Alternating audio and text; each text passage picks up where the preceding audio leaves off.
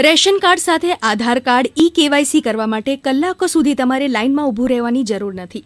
હવે તમે ઘરે બેઠા જ તમારા મોબાઈલમાં જ સરળતાથી ઈ-કેવાયસી કરી શકો છો. રેશન કાર્ડ ઈ-કેવાયસી માટે સૌપ્રથમ ગૂગલ પ્લે સ્ટોરમાંથી માય રેશન એપ ડાઉનલોડ કરો. રેશન કાર્ડ ધારકોનો મોબાઈલ નંબર દાખલ કરો અને ઓટીપી દાખલ કરીને વેરીફાઈ કરો. પ્રોફાઇલમાં જઈને પાસવર્ડ સેટ કરો અને રેશન કાર્ડ સાથે લિંક કરો. હોમ પેજ પર જાઓ અને આધાર ઈ-કેવાયસી ઓપ્શન પસંદ કરો. એક નવી વિન્ડો ખુલશે જેમાં આધાર ફેસ રીડર એપ્લિકેશનની લિંક મળશે. ગૂગલ પ્લે સ્ટોરમાંથી આ એપ્લિકેશન ડાઉનલોડ કરો. ચેકબોક્સ પર ક્લિક કરો અને કાર્ડની વિગતો મેળવો. નવી વિન્ડો ખુલશે જેમાં કોડ દાખલ કરો. પછી રેશન કાર્ડ અને તેના સભ્યોની વિગત દર્શાવાશે. એક નવો વિન્ડો ખુલી જશે જેમાં દર્શાવાશે કે ઈ-કેવાયસી થયેલું છે કે નહીં.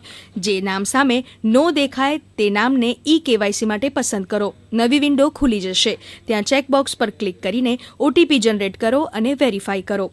આધાર ફેસ રીડર એપ્લિકેશન ઓપન થશે. જે વ્યક્તિનું વેરીફાઈ કરવાનું છે તેની સેલ્ફી લો. આ સેલ્ફી લીલી સીમાની અંદર હોવી જોઈએ જ્યાં આંખ ખુલ્લી રાખવી જરૂરી છે. ઈ-કેવાયસી સફળતાપૂર્વક થશે અને તમે સબમિટ પર ક્લિક કરો.